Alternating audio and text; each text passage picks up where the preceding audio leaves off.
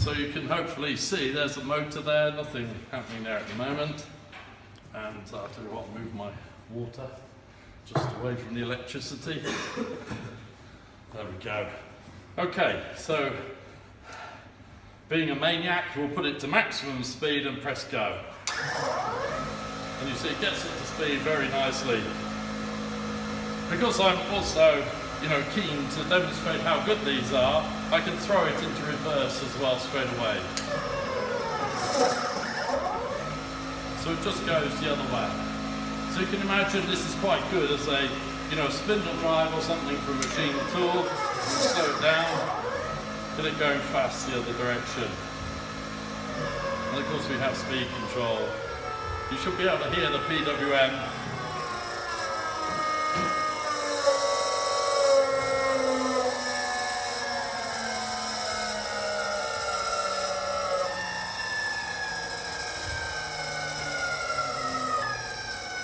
So it sounds like it's got gears, but it doesn't have gears. That's simply to do with the modulation of the chopping of the waveform.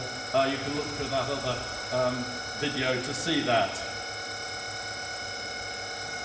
But it does sound cute. It's quite typically done like that. But you can see we've got speed control there.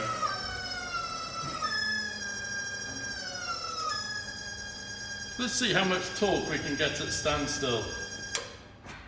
We do a little test.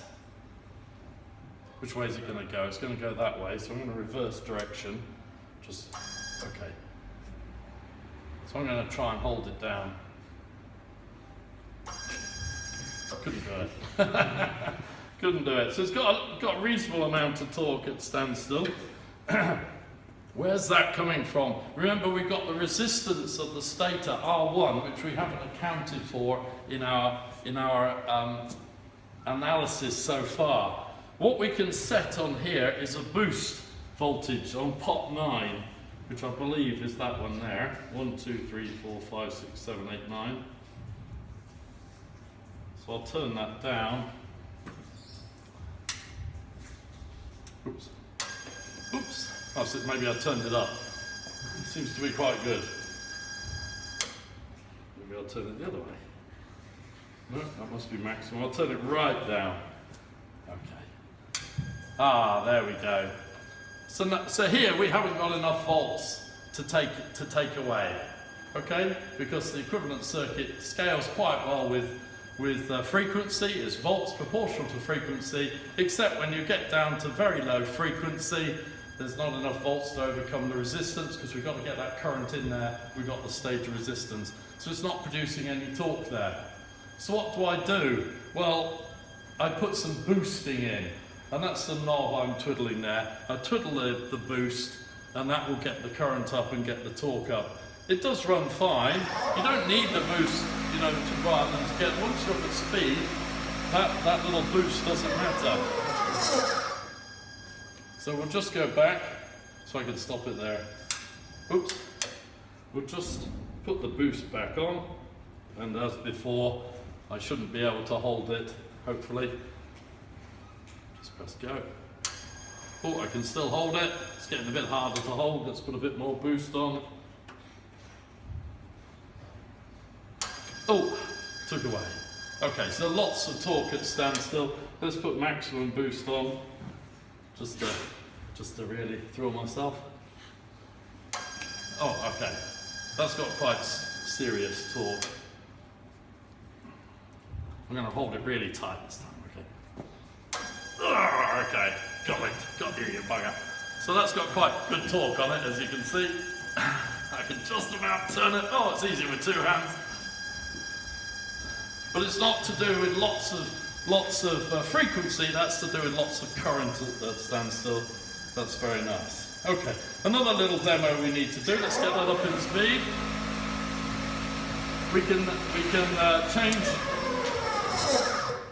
Oh, there we go. That came down very nice. We can change the ramp up and the ramp down.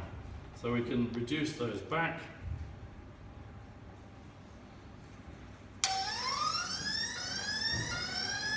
So that's just automatically ramping up, ramping down.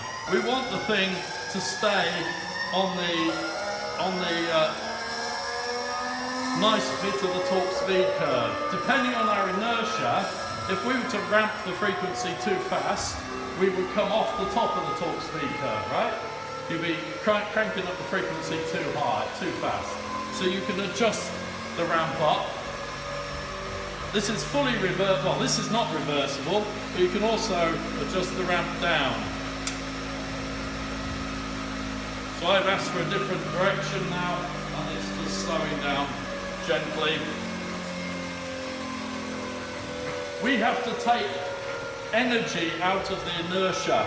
Think about it. This is a mechanical, electrical system. That energy has to come out of the inertia. So we don't want to take out that energy too fast.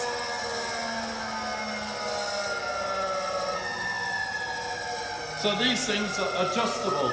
This is a very nice old inverter. It's maybe 20 years old. So I can sit here and adjust these things with little potentiometers on the front.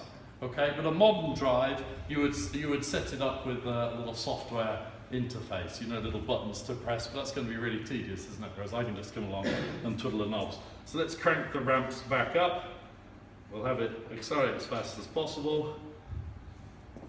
So it's very nice. You don't even hear it go through the gears. And it comes down very fast. Is there anything else I should be demonstrating while we're here? We could set a torque limit, but I can't test that with my hand. That would be a bit risky, wouldn't it? So I think what we're seeing, that we've got a very nice speed control, and we have to, this is open loop, so we have to do adjustments, and it's called commissioning. I'll get rid of some of the noise. It's called commissioning.